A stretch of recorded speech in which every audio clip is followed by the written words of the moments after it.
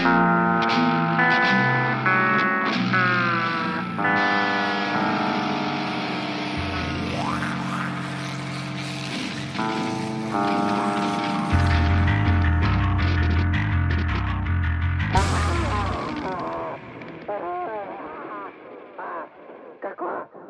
съм? Какво се случи? Какво става? Помощ! Не знам какво се случва. Помощ!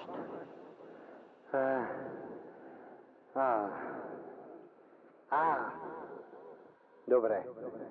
Ясно ми. Вече знам какво се случва.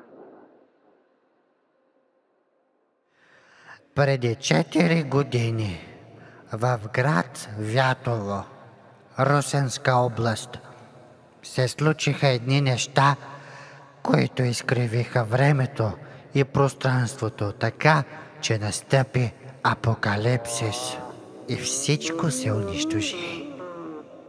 Нямам сили за тази вселена. Не, ама няма да се откажа. Ще си използвам всичките сили и ще правя каквото мога.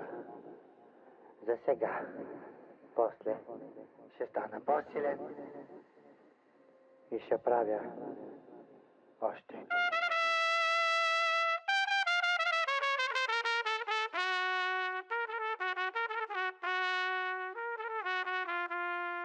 След разрухата обаче се отвори портал в пространството. Някои биха го нарекли черна дупка, някои биха го нарекли краят на света. Но лично за мен това беше портал. Портал към ново измерение. Различни измерения с различни същества, различен живот и различна култура. Място, където всичко трябваше да започне от нулата и всичко да се природи наново.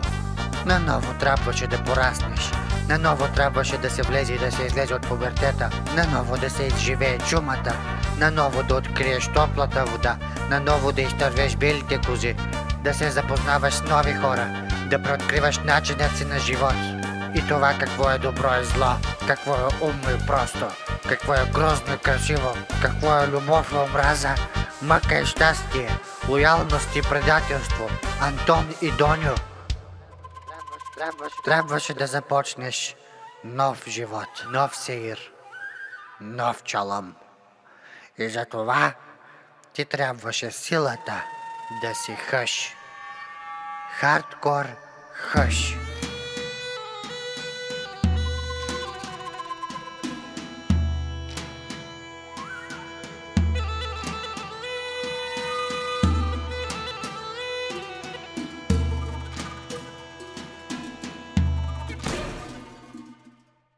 Имаше едно време ниско качество Иван търчеше в гората, припкаше през поляни и гюрлюци. Сякаш правеше кушия с въздуха, сякаш бягаше от нещо, сякаш се опитва да се избяга от миналото. Обаче де да го знам и аз от какво бяга. Нека просто да видим какво ще му се случи. Още колко път има. Не. Трябва да се държа. Аз съм мазен файтър. Всеки ден е за мен стрес тест дори. Куките го знаят. Няма страх от рест. Фак! Жаден съм. Гладен съм. Ще повърна от бягане. Железница. Дано да е хубаво селото.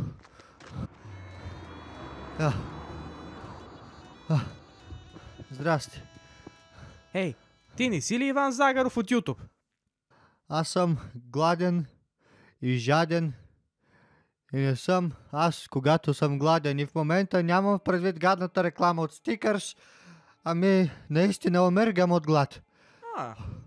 И той ние умиргаме от глад. Ма дойдохме до железница, защото дочухме, че тук правят най-обавата пача в цялата Шопска област. Пача ли чух? Пача. Пача?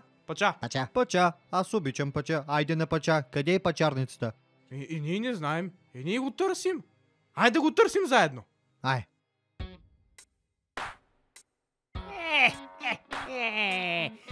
Малек ви са кораджите! Ах, как ги мразя те! И кор музиката! Ползари! Ах, как ги мразя! Ах, как ги мразя!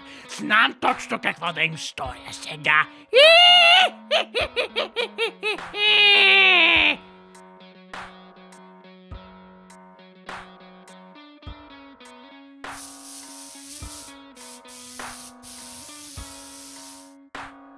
Сега те ще пият от отварата и ще се натровят с гадни химикали.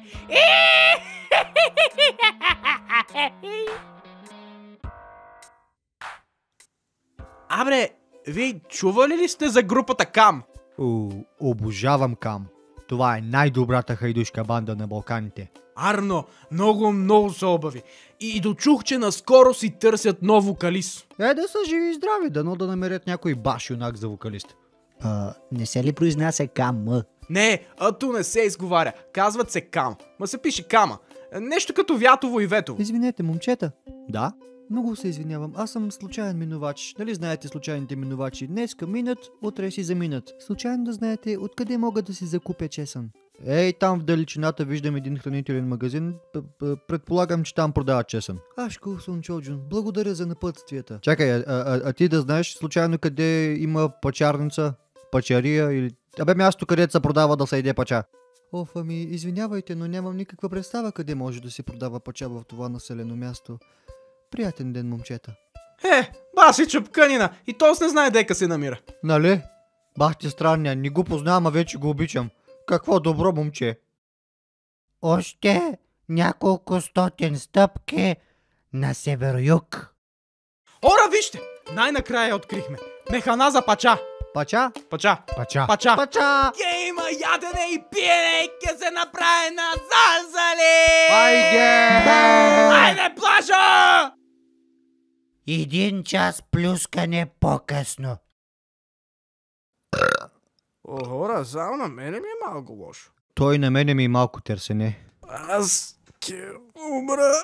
Падам на плажа. И аз първо повръщам, ма пача не връщам. Лягам и почивам.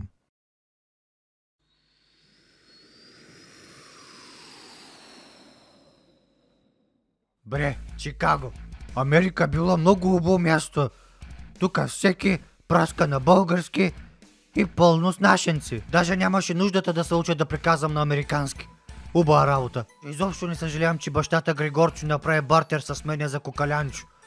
Кукалянчо и без той е по-добър син за баща ми, защото той го би. Пък аз неща се занимавам с такива глупости да бия баща си. Ще ви са не видят работите, бийте са там колкото си искат и не мене ми хубаво тук в Америка. Гледай, в Америка без проблем мога да си отида на концерт на джентарите Architects. Много хубава джент група. Така.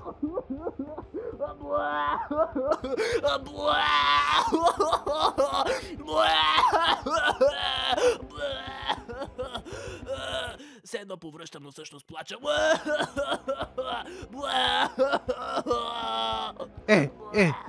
Ти не си ли сам Картер от Architects, бе? Що си вриш тук, кой има? Братле, хората от групата ми не ми уважават мненията и идеите. Аз искам да вкарам тук-таме я някоя тамбура, я някоя гайда и да творим музика. Започнах да слушам една много добра балканска хайдушка банда. Кам! И искам поне малко да звучи като тях, но хората от моята група не зачитат моите мнения и чувства. И вкусът ми за музика бая се изменя напоследък. Знаеш кой е? Баща ми е разказвал, казвал ми, че ако не се чувстваш добре някъде, махай се оттам и си търси друго място. Да бе, ама то тук в Щатите никъде изобщо не ми харесва. Добре, кой ти говори за Щатите, бе? Ей ти то самолетен билет емигрирай в България. Яо Ямбол, яо Сливен. У София можеш да идиш. Хем ще чуеш повече от любимата ти музика, хем ще можеш да видиш любимата си банда на живо. И също така хората ще те харесват повече и ще ти уважават мненията, защото там хората винаги имат две гледни точки в България, заради тония ютубър Цанко от тука нататъка. Всъщност, знаеш ли какво? Харесва ми идеята. Така, айде, заминай. Вали на Балканите, виж с момчетата от Кама, Те даже дочувам, че си търсят нов вокалист. Ти врещиш много яко, бе, да му се не види. Белки им те вземат от групата. Братле, благодаря много за милите думи. Не вярвам чак до там да се стигне, но ще се радвам поне да се запозная с тях. Изтискам палци да ги чуя на живо. Айде прав ти път. Гудбай! Благодарности! Ще се чуваме! Айде! Бле.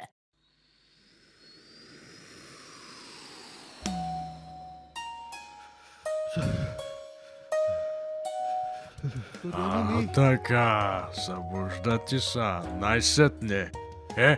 Как сте сега, момчета? Студено ми. Мале, ке умра от студ. Търпете малко ся. Накиснах ваулиген с сняг и вода, защото хубаво за вас. Какво? Слушайте сега малко. Връщах се от родопската ми сутрешна баня от град Баня и аз видях тримата да лежите на земята до лабораторията за отрова. Някой серсемени беше сменил името на механа за Пача. И аз осъзнах, че вие вместо Пача сте яли от синия камък на чурбаджи Ергенчо, защото тя таз лаборатория е негова. Ма какво правим в леген с сняг и вода и кой си ти? Аз съм бай Петко. Някой ми вика дядо Мраз, ма аз съм просто нормален човек съм си. Аз просто създадох един много полезен и лековит чалъм за живот и здраве и го кръстих бай Петко Лювчалъм и правя онлайн курсове в нета да го продавам да си изкарвам прехраната, но най-вече да подтиквам хората да са живи и здрави. Защото нали знаете поговорката, най-убо да сме живи и здрави. Па то другото само ще се нареди. И от какво се състои този чалъм? Състои се от това всяка сутрин се надъхвам с упражнения за надъхване. После се мандахерца малко и правя кардио да се загрее тиквата и туловището. Чекна се малко навънка на тревата бос, после се каня да си тегля една родопска баня, а тя се състои от точно това. Вземаш един лихен, туриш вода и сняг у него и става...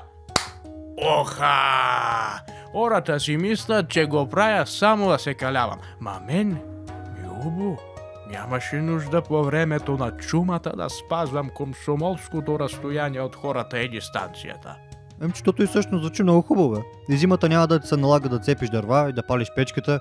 По-ефтино ще ти излиза, ще си силен, ще си жив и здрав, ще си щастлив и без стрес. Бас якото! Точно така, хабиби. Привет, дядо. Нямаше чесън. Здравейте, момчета. Отново се срещаме. Здравей. Бай Доньо. Здрасти, момчета. Запознайте се с внука ми. Бай Доньо, той е мой чирак и аз го обучавам на моите чалъми. Че ние днеска го срещахме даже на улицата и се заприказахме за магазини и за туй. За чесън, дядо, за чесън. Зачесал си някой разговор, машала. Ама си тъпкат кухалейка. Не намери ли за какво друго да ги заговориш? Ами за чесън. Така не се правят запознанства. Момчета, моля да извините внука ви, срамежлив и стеснителен е, уча го да бъде по-социален и да се запознава с повече хора и да си намира приятели. Айде сега, бай Доньо, бягай пак навънка да заговаряш хората. Добре, дядо. Сега хуквам. Машала, чуджум, и да се упражняваш. Чао, дядо. Довиждане, момчета. До нови срещи. Чао, чао. Довиждане. И не след дълго Поп Манав е разработил своята отровна отвара от люти чушки и желае да я тества на някоя мръсна свиня. Скиджем сини! Така! Хубава работа свърших! Най-накрая съм готов с чудодейната ми смес! Още от едно време се опитвам да направя ракия, която ти връща само гадните спомени, подлага те на стрес и ти пречи на живота. И не след дълго пукваш и си вземам заплатата. Така. Сега само трябва да намеря някоя лайно бозаджийско и да тествам отварата си върху него и да му направя сеир. Здравей, баер Генчо. Чакай да те заговоря. Хубаво ли е тая бира? Той син калък, бе. За овошките. Мога ли да си пийна? Абре, той отровно, бре.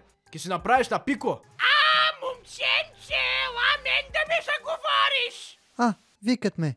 До скоро, баер Генчо. Путка майна. Яла, добро ще история. Здравейте. Мога ли да ви помогна с нещо? Така, моето момче. Чух, че ти са пи нещичко. Жаден съм. Какво да направя? Така ли? Така се случи. Ма защо? Така стана. Оки-доки! Защо? Да не би да предлагаш питие? Точно така! Предлагам питие с витамин D. Наричам го PTSD. Какъв съм хитър! Какво прави витамин D? Сега какво прави? Чакай, тук да скала бе някоя простотия да скала бе. Какво да прави? Почива се! То нали знаеш. Днеска си почиваш, утре си починал. Знам, доста не ги опявам да си върват, да си ходят, да се махат от тук. Къде да отиват? Чакай малко, отклоняваме се от темата на майната си да вървят. Така, витамин D ти спомага с конфиденса и ти убива инсекюритито. Така ли? То на мене точно витамин D ми трябва тогава. Аз тък му се нуждая от повече самоувереност и смелост и не искам да съм повече толкова срамежлив. Може ли да ми дадеш малко PTSD? На! Какво добро старче. Ма защо така хукна да бяга? Не можах да му благодаря. Нищо. Като го срещна другия път, ще му се отплатя, че ми даде PTSD. Я да сръбна сега малко. Да си почина от социалните контакти днес.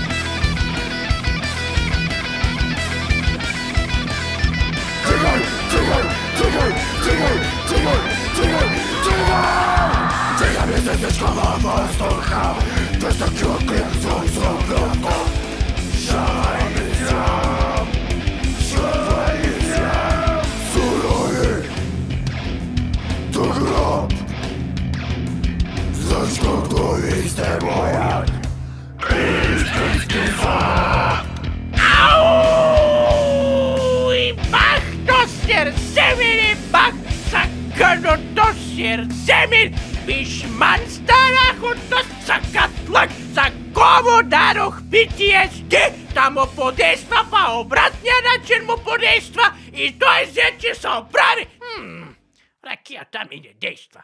Трябва да си закупя нов казан за джибри. Не бе, простак, тя че си действа. Ама ти като си просто не знаеш какво се занимаваш, то нормално, маняк. Значи ти на къмалите час, като бях малък, паднах у казана с ледената вода и аз от тогава глупако стрес не познавам. Часкай са усурата, брат. Тъпият има умен, нискоинтелигентен, едноклетъчен план.